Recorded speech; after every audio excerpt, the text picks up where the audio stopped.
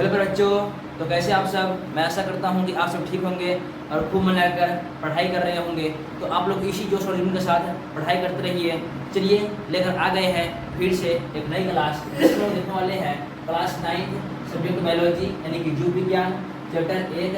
Chapter का नाम है जीवों की मौलिक इकाई, जीवन की मौलिक इकाई, the fundamental unit of life. इसके विषय में हम लोगों ने पिछले क्लास में जो हमारा पार्ट 1 था उसमें कुछ बातें की थी, कुछ बेसिक जानकारी प्राप्त किए थे, बेसिक नॉलेज। जैसे कि हम लोग बात किए थे कि बायोलॉजी क्या लेसन का नाम है, सब्जेक्ट कौन सा है, बायोलॉजी है। कौन सा है, बायोलॉजी। तो बायोलॉजी के बारे में बात किए थे कि जो बायोलॉजी है, बायोलॉजी कहते किसे है, बायोलॉजी है क्या, बायोलॉजी आया कहाँ से है। तो हम लोगों ने बात किया था जो बायोलॉजी है यह विज्ञान की एक क्या है, शाखा है, या विज्ञान का एक ब्रांच है, या फिर बोला जाए तो विज्ञान का एक भाग है, पार्ट है। यानी क्या है, यह विज्ञान का एक भाग है, साइंस का क्या है, एक साइंस का एक भाग है। A part of science is biology. तो बात यहाँ है कि साइंस जो है उसको दो भागों में बांटा गया है। इसके बारे में पहले मतलब पिछले वीडियो में बात किया था कि जो साइंस है उसको दो भागों में बांटा गया है। पहला है फिजिकल साइंस, दूसरा है बायोलॉजिकल साइंस। और बायोलॉजिकल साइंस को भी बोला जाता है बायोलॉजी। बायोलॉजी को बांटा गया है दो भागों में, पहला जूलॉजी और दूसरा बॉटनी। लेकिन अभी आप लोगों को केवल जूलॉजी के बारे में पढ़ना है, मतलब बॉटनी और जूलॉजी दोनों एक में पढ़ना है। आगे जाइएगा जिससे क्या बोलते हैं इंटर करने के बाद जब आ जाइएगा बीए में, तो बीए में क्या होता है वहाँ पे बॉटनी और जूलॉजी दोनों में से कोई एक ही लेना होता है। अभी आप लोग बायोलॉजी में मतलब दोनों पढ़ सकते हैं, पेड़ पौधा के बारे में भी और जीव जंतु के बारे में भी। लेकिन आगे जाइएगा तो बॉटनी में पढ़िएगा पेड़ पौधों के बारे में, और जूलॉजी में पढ़िएगा केवल जीव जंतु के बारे में। वही है, कहते हैं बायोलॉजी के बारे में।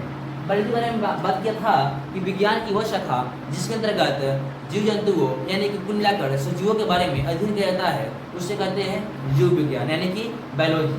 और विज्ञान की वह शाखा जिसके अंतर्गत प्राकृतिक में घटनाओं तथा रसायनों यानी कुल मिलाकर निर्जीवों के बारे में अध्ययन किया जाता है उसे कहते हैं हम लोग क्या, उसे हम लोग कहते हैं मतलब प्राकृतिक विज्ञान यानी फिजिकल साइंस।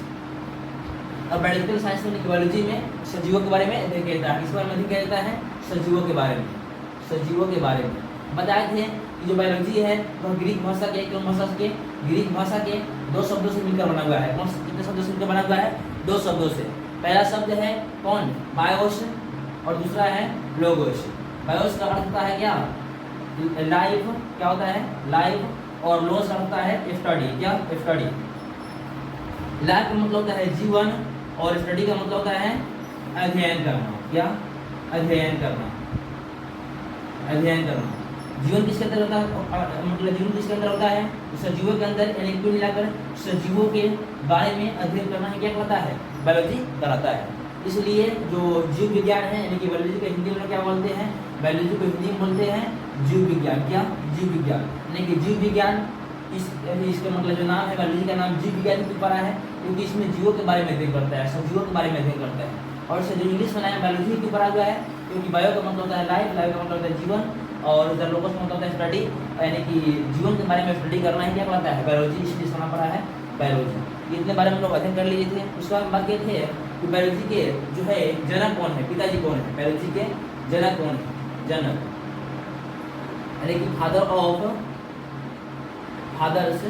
ऑफ क्या बोलते हैं बायोलॉजी, किसे कहा जाता है ना, बायोलॉजी किसे कहा जाता है। तो बताया थी कि फादर ऑफ बायोलॉजी कहा जाता है अरस्तु को। किसे कहा जाता है, अरस्तु को। यानी कि जो बायोलॉजी के जनक है, बायोलॉजी के जो पिताजी है, किसे कहा जाता है, उसे बोला जाता है अरस्तु को। किसे बोला जाता है, अरस्तु को बोला जाता है, अरस्तु को बोला जाता है। बात यहाँ है कि इतना हम लोग बात कर चुके थे। अब हम लोग बात करने वाले हैं इस लेसन के बारे में, जो आपका पहला लेसन है बायोलॉजी का, उसके बारे में। लेसन का नाम क्या है, the fundamental unit of life, यानी कि हमारे जीवन की होता है मूलभूत क्या बोलते हैं, चाहे मूल इकाई, उसके बारे में बात करते हैं। जीवन की जो मूल इकाई है क्या बोलते हैं, द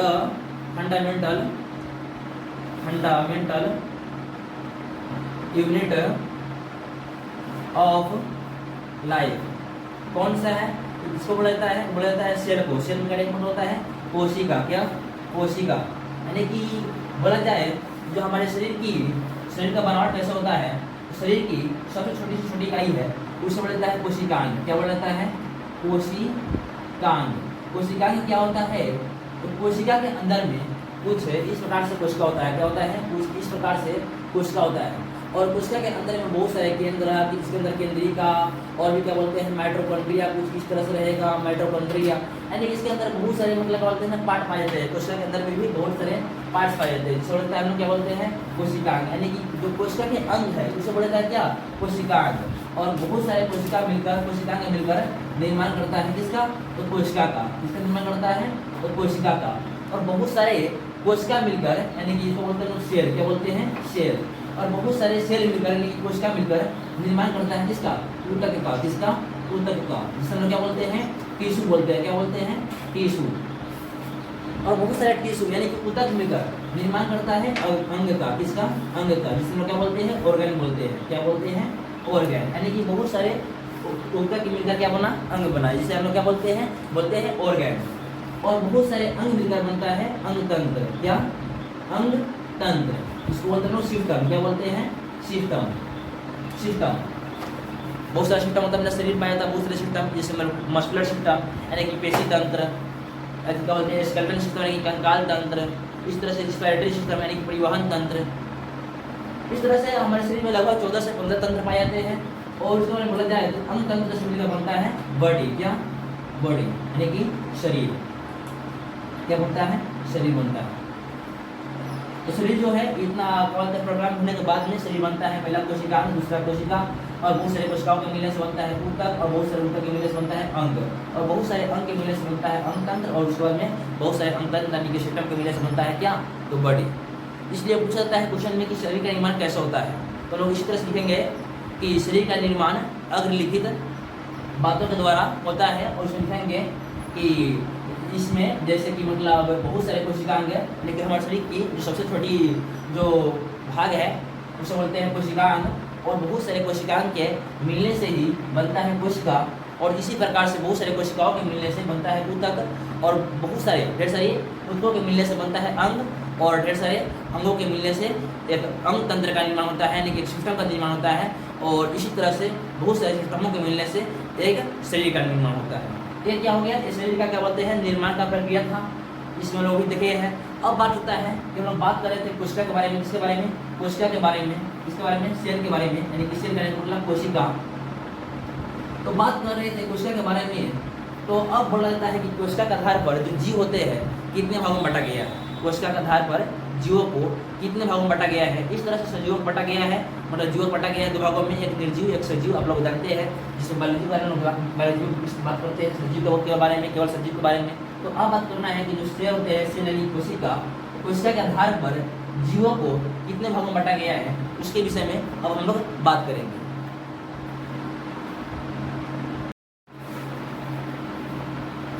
तो अभी हम लोगों ने देखा है कि क्या बोलते हैं कोशिका के आधार पर जीवों का वर्गीकरण, यानी कि अभी हम लोग इसमें देखने वाले हैं कि कोशिका के आधार पर जीवों का वर्गीकरण, यानी कि क्लासिफिकेशन ऑफ मतलब ऑन द बेस ऑफ किसके, सेल, यानी कि कोशिका के आधार पर क्या करेंगे हम लोग, जीवों का वर्गीकरण करेंगे।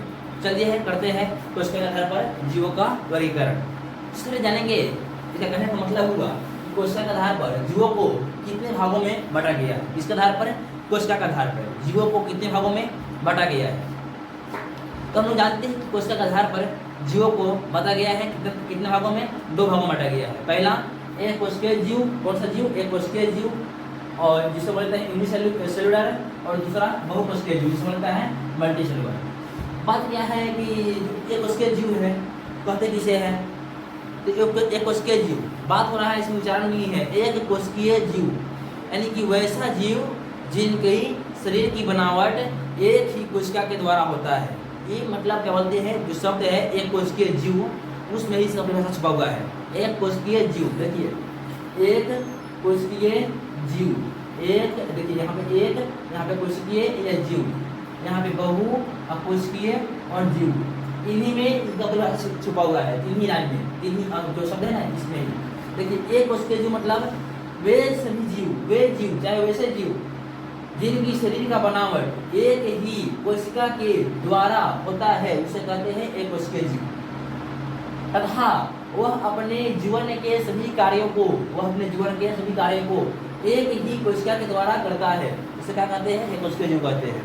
यानी कुल मिलाकर एक कोशिकीय जीव किसे कहते हैं, तो वैसा जीव जो एक ही कोशिका के द्वारा अपने जीवन के सभी कार्यों को करता है तथा उसकी जो शरीर की बनावट होती है वो एक ही कोशिका के द्वारा होती है, उसे कहते हैं एक कोशिकीय जीव। अब लोग बात कर रहे हैं कि एक कोशिकीय जीव होता कितना बड़ा होगा, कि क्या बोलते हैं कि उसमें एक ही कोशिका पाया जाता है। देखिए कोशिका का इतना छोटा है, कोशिका का आकार इतना छोटा है, इतना छोटा है, उसे हम लोग अपने आंखों से नहीं दे सकते।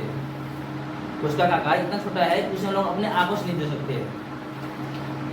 यहाँ पे केवल इतना दूरी पर ही लाखों की संख्या में कोशिका है, केवल हथेली में ही लाखों की संख्या में कोशिका है। बात को ध्यान रखिएगा। इसलिए कोशिका की संख्या इतनी है कि उसको हम लोग देख नहीं सकते खुली आंखों से। उसको देखने के लिए क्या बोलते हैं माइक्रोस्कोप की आवश्यकता होती है, और भी विशेष माइक्रोस्कोप की। कौन सी? विशेष माइक्रोस्कोप। और अगर कोशिका के अंदर जाकर अध्ययन करना है, कोशिकांगों के बारे में अध्ययन करना है, सेल ऑर्गन के बारे में अध्ययन करना है, तो आपको जरूरी पड़ेगी इलेक्ट्रॉन माइक्रोस्कोप की। कौन सी माइक्रोस्कोप? Electron microscope. इसके बारे में भी इस लेसन में आप लोग पढ़िएगा नेक्स्ट वीडियो में। अभी कुछ देखते हैं एक कोशिकीय जीव किसे कहते हैं, यहाँ पे देखते हैं कोशिकीय जीव किसे कहते हैं। तो वैसे जीव जिसकी शरीर की बनावट एक ही कोशिका से होता है तथा वह अपने जीवन के सभी कार्यों को, क्या सभी कार्यों को एक ही, यहाँ पे दवाई हो गया है पाठ करते हैं, एक ही कोशिका के द्वारा संपन्न करते हैं, उसे एक कोशिकीय जीव कहते हैं। एक कोशिकीय जीव किसे कहते हैं? तो वैसे जीव जो अपने मतलब शरीर के वैसे जीव जिसके शरीर की बनावट एक ही कोशिका के द्वारा होता है तथा अपने जीवन के सभी कार्यों को एक ही कोशिका के द्वारा संपन्न करते हैं, उसे कहते हैं एक कोशिकीय जीव। एग्जाम्पल में अमीबा। अमीबा एक कोशिकीय जीव है जिसको हम लोग अपनी खुली आंखों से नहीं देख सकते हैं। इसको देखने के लिए क्या होता है मतलब माइक्रोस्कोप की आवश्यकता होती है। किसकी? माइक्रोस्कोप की। दूसरा होता है प्राइमेशियम, ये भी सूक्ष्मजीव ही है।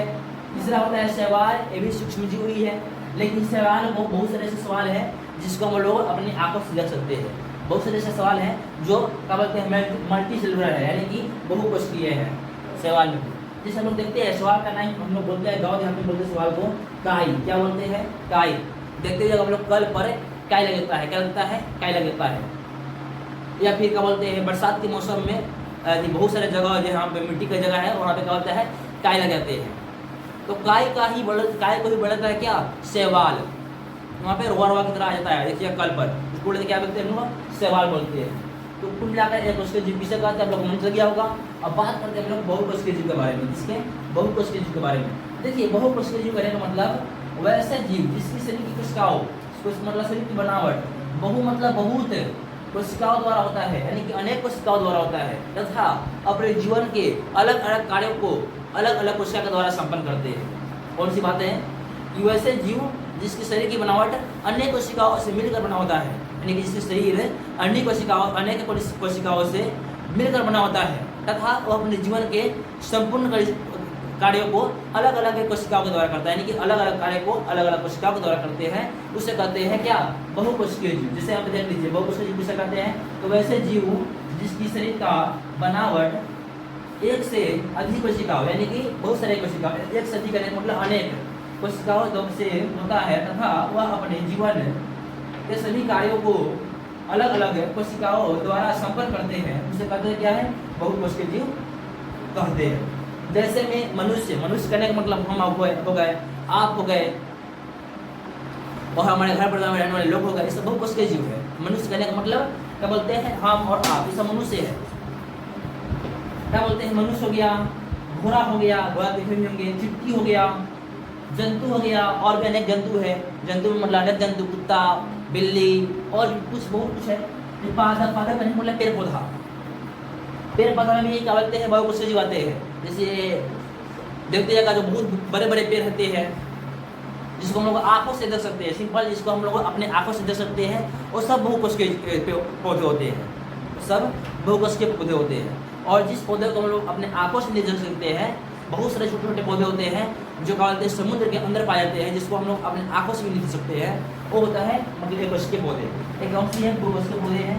कवक होते हैं, कवक, फंजाई, ये सब क्या है? ये सब बहुकोशिकीय जीव है। क्या उनसे जीव है? बहुकोशिकीय जीव है। कुल मिलाकर आज की इस वीडियो में हम लोग रखते हैं इतना ही। क्या देखें हम लोग इस वीडियो में? हम लोग देखे है कि कोशिका के आधार पर मतलब जीवों का वर्गीकरण।